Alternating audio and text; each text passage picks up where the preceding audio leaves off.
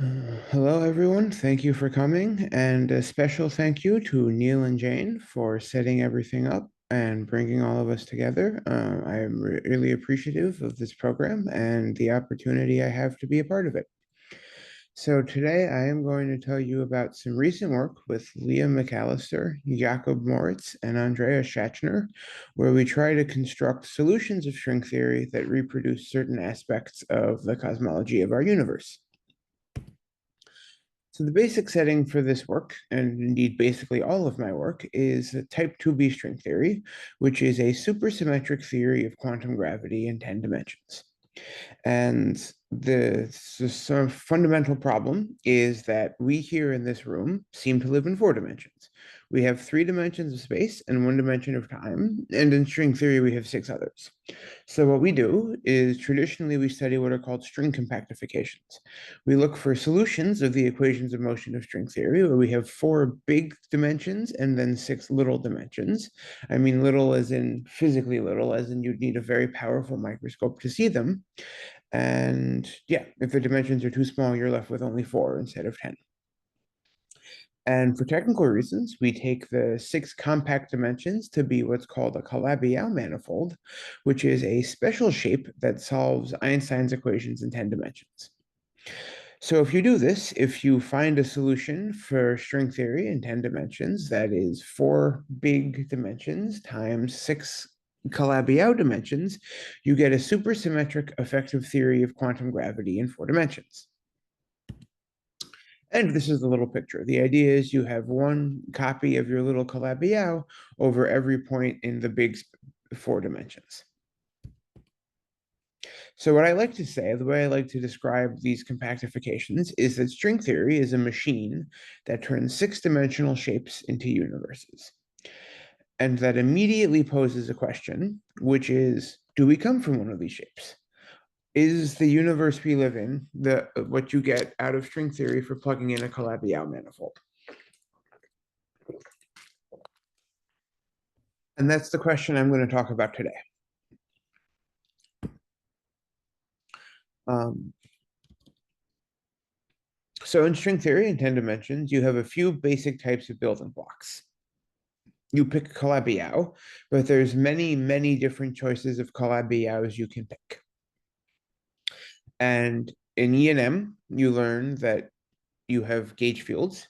In gauge fields, you have charges, electrons, protons, and you have flux. If I have a charged particle, it sources an electric field. That electric field can put fluxes through spheres or planes or boxes.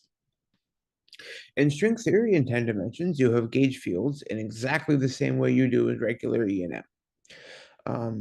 Like in E&M, you have particles. In 10 dimensions, you have sources. They're called branes, and they source 10-dimensional electric fields exactly the same way that point particles source 4-dimensional electric fields.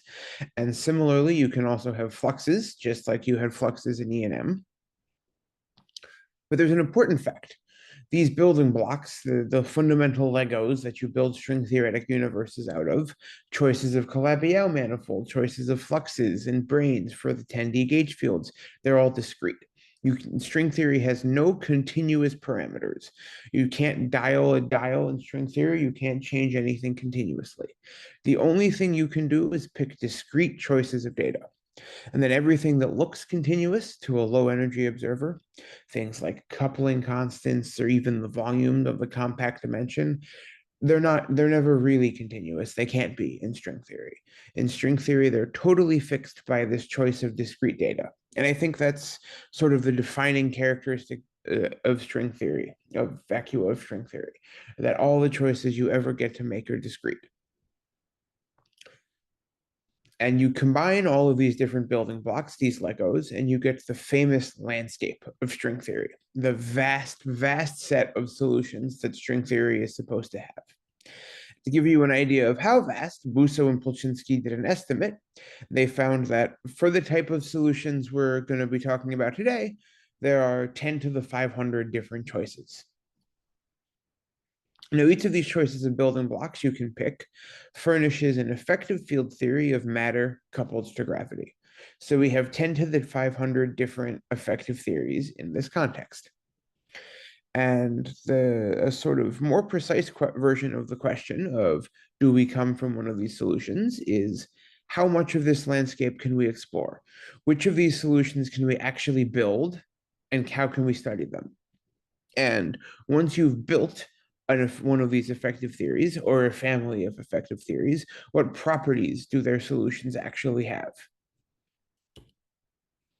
In particular, are there vacua of string theory that produce the features of our universe? You could ask about particle physics. You could look for vacua of string theory where you have light fermions coupled to gauge to a SU2 cross SU3 cross U1 gauge field. You could look for Higgs bosons. You could try to engineer the standard model that we all know and love in a string theory vacuum. Or you could look for cosmology. You can ask if there are solutions of string theory where an observer born in those universes who looks up in the sky would see similar properties to the ones we observe. That's what I'm going to talk about today. Today, I'm going to talk about the cosmology of solutions of string theory. So, for a long time, we've known that our universe is getting bigger. But in 1998, we learned that the expansion of our universe is accelerating. The rate at which our universe is getting bigger is increasing over time. And the simplest explanation for these observations is that empty space has an energy density called the cosmological constant. So Einstein introduced this cosmological constant as basically a fudge factor in the equations that define general relativity. He wanted the universe you get out of general relativity to have certain properties, so he introduced this fudge factor to get the answer he wanted. It turns out the properties that he wanted weren't really correct after all. And so he called the introduction of this fudge factor his biggest blunder. And well, it must be nice to be Einstein because his biggest blunder was actually totally correct. Our universe, we think, has a cosmological constant. And in the natural units in which you can measure a cosmological constant, it's very, very small. Our cosmological constant is tiny. It's 10 to the minus 120 in natural units, but importantly, it's positive. So empty space has a tiny positive energy density. And the question that I'm going to talk about today is, are there solutions of string theory with a positive cosmological constant?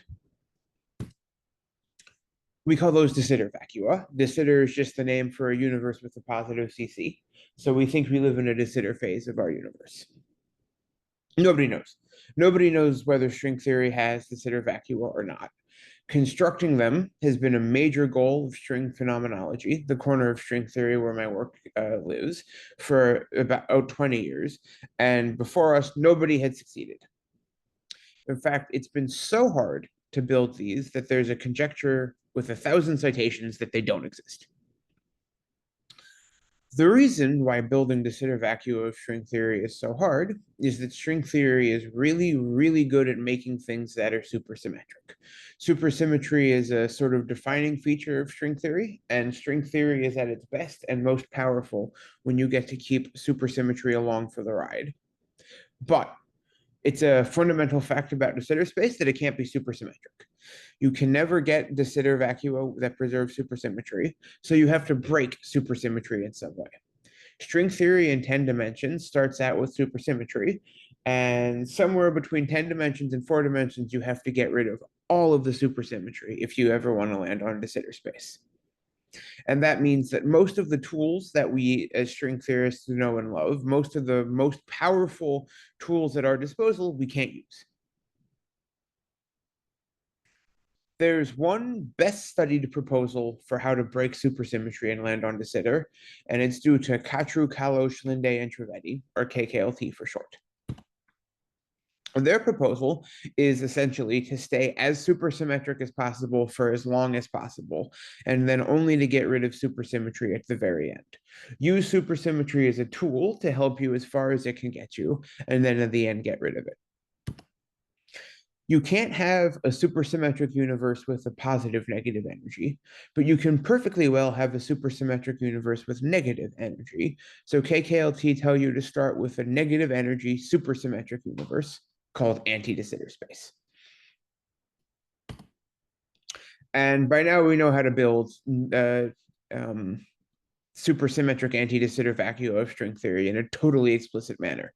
KKLT told you sort of big picture how to do it, and then by now we know how to pick particular Calabi-Yaos and particular choices of fluxes and branes such that you end on supersymmetric ADS vacua. Then KKLT tell you to break supersymmetry in such a way that the breaking itself adds positive energy to the universe. And you can do this with one of those building blocks, a certain type of brane called an anti-D3 brane. Anti-D3 branes, they always break supersymmetry, and they add positive energy to the universe. So if you do all of this, if you combine all of these steps, if you add an anti-brane into a supersymmetric ADS universe, you end up with a non-supersymmetric universe, but it may or may not have a positive energy. The vacuum energy of the universe is a function of the volume of the Calabi-Yau, is the sum of two pieces. The first piece is a negative contribution from the supersymmetric ADS vacuum. Then the supersymmetry breaking term, the anti-brane, contributes a positive energy to the universe. And depending on the relative size of these two energies, the negative energy from the ADS and the positive energy from the anti-brane, you may or may not end up with a positive energy universe.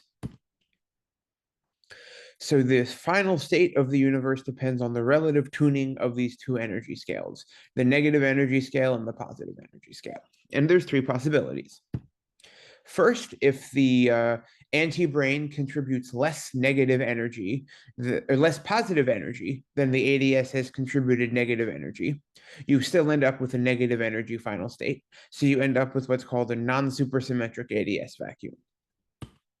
On the other hand, if the anti-brane potential is much bigger than the ADS potential, then this little dimple, this negative energy minimum in the ADS potential gets erased, and you end up with what's called a runaway. We don't have a stable string compactification, and you just run off to 10-dimensional flat space.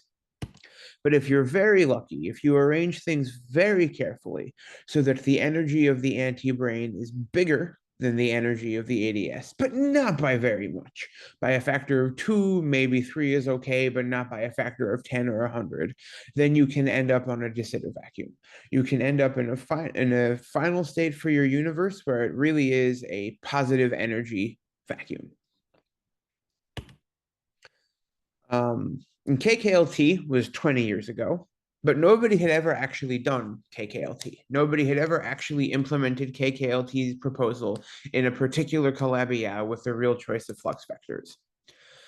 So what my collaborators and I set out to do is to actually do it, to build an example of a KKLT vacuum. And our strategy was large-scale computation. We scanned over 416 Calabi-Yau manifolds and 250 million choices of flux vectors. And all this computation took about 50 core years of total compute. So why now? Why not any time in the last 20 years? Well, it's not just that our computers are faster now. It's not just that 50 core years of compute time in 2024 means a lot more than 50 core years of compute time in 2003. A tremendous amount of progress has been made in recent years in actually building vacua of string theory explicitly and at scale. And these tools, these programs that were developed, we needed all of them. We needed all of them to work together harmoniously. And even that wasn't enough. Actually, to get across the finish line, to build something that we think might be a de Sitter vacuum of string theory, we had to go off and write a math paper. We had to write a math paper where we removed redundancies in the list of Calabi-Yaus. There's a famous big list of Calabi-Yau manifolds. And the idea we had was to just scan through this list for each Calabi-Yau in the list, look if we can pick fluxes that give a de Sitter vacuum. The problem is, on this list, the same Calabi-Yau can show up many, many times, and so you waste all of your budget doing the same calculation over and over again. So we ended up writing a math paper where we used tools from number theory to remove the redundancies from this list of Calabi-Yaus. And I think it's sort of neat. We set off to write a paper about cosmology, and we ended up in math land writing a math paper. I think it's one of the fun ways research programs can spiral out of each other. But we did it. We were able to find candidate de Sitter vacua of string theory. We found example solutions of string theory that we think provide de Sitter vacua. And in particular, we found 5 distinct flux compactifications of string theory that yielded 30 candidate de Sitter vacua. So here on this table, we have the different discrete dials we can tune. We have 5 different choices of Calabi-Yaos with 5 different choices of flux vectors, sources for these 10-dimensional gauge fields like you can have in E&M. And from these 5 choices of discrete data, we find 30 de Sitter vacua, 30 solutions to the equations of string theory that we think might be de Sitter. And you can see here in the rightmost column the vacuum energy of the resulting universe in Planck units, and they're all positive. No, they're not us. The vacuum energies are 100 orders of magnitude too big to be us. They're 10 to the minus 120, 10 to the minus 20 instead of 10 to the minus 120. But that's not the point. The point is these are the first ever examples of concrete solutions of Calabi-Yau string theory that might be de Sitter vacua. And I think this is a big step forward. I think this is now a real testing ground for all of the speculative ideas people had been advancing in the last 20 years of string cosmology. I think you can now test them in these examples. I think it's a real big step forward in the field, and I'm very proud to have done it. And along the way, remember we had non-supersymmetric ADS vacua, runaway vacua, and de Sitter vacua. So we built 30 de Sitter vacua. We built tons of runaway vacua, and we also built a few non-supersymmetric ADS vacua, though somehow those are less exciting. The main point is these de Sitter vacua, and really the main point is just these 5 plus signs on the rightmost column. And then here's the plot for one of these vacua. The dashed black line is the supersymmetric ADS we started with, the negative energy contribution that we broke supersymmetry in to get a positive energy. And this pink curve is the real potential in the positive energy minimum. This minimum at about 135 or 13,500 Planck units for the string units for the volume of the Calabi-Yau manifold is the deliverable. That's the thing we were trying to build. It's a real de Sitter vacuum of string theory, at least subject to some approximations. And here are the plots for the other 4. They look pretty similar. So that's what I wanted to tell you. I wanted to tell you that we built fully explicit de Sitter vacua with positive cosmological constants. They're not phenomenologically viable. They're not us. The CC is 100 orders of magnitude too big. We don't live in one of these 5 universes. But I think it's a big step forward towards obtaining a fully realistic compactification of string theory. Like I said, the plus sign was the hard part. It took over 20 years to get the plus sign, and it's a big step. It really is a big way to start addressing questions of quantum gravity in de Sitter space. And what I like to say about this paper is that it's the beginning of a research program, not the end of one. We built these de Sitter vacua, but there's a lot of questions still remaining. First of all, when we built them, we made a bunch of approximations. We worked in effective field theory, which we were very precise about about computing. We were very precise about what we assumed, what we didn't assume, what approximations we make, what approximations we didn't make. But we made approximations, and whenever you make approximations, you have a chance to have made a mistake. So an open question that I think is very important is, do corrections to the effective field theory we work in, do the approximations that we made come back to kill these vacua? Are there large corrections to the effective field theory that we used that wipe out the minima we found? Another question you could ask is, what's the cosmological history of these vacua? If you were born in one of these universes and you looked in the sky, what would you see? And so in ongoing work with Matt Klebin and a student, Cami Norton at NYU, we are investigating inflation in these vacua. We want to see, our universe was characterized by a period of inflation where it sort of rapidly got much bigger in a very characteristic way. If you're born in one of these universes, do you see signs of inflation in the sky? Still a little premature, but we think the answer might be sort of. They inflate, but in a weird way. Then you can ask questions of holography. In holography, anytime I give you a negative energy solution to quantum gravity, an ADS vacuum of string theory, they're supposed to have a holographic dual, an alternate description in terms of a quantum field theory in one fewer dimension. Do the non-supersymmetric ADS vacua we built have holographic duals? That's a very hard question, but in ongoing work with Netta Engelhardt here at MIT, we're asking some basic sanity checks for the existence of these holographic duals. We're asking whether they're compatible with recent developments in ADS CFT. Um, and this is just a selection of topics. There's really many more you can ask. I think this paper, it's a big achievement, but it's the sort of achievement that opens the door for further achievements. It's not you write this paper and you're finished. It's you write this paper and now the fun part really begins. So I think this is the beginning of a sort of very exciting new era in string phenomenology, and I hope I conveyed some of that excitement to you all today. Thank you to listening. And again, a special thank you to Neil and Jane Pappalardo for everything they did for us, for bringing us all together, for founding this great program, and really making such a difference in the MIT physics department. And I think just, last semester we had the retrospective symposium on Pappalardo, and we really saw how big of an impact the program has had in the field in general. And I'm very appreciative to them for letting me join. Thank you.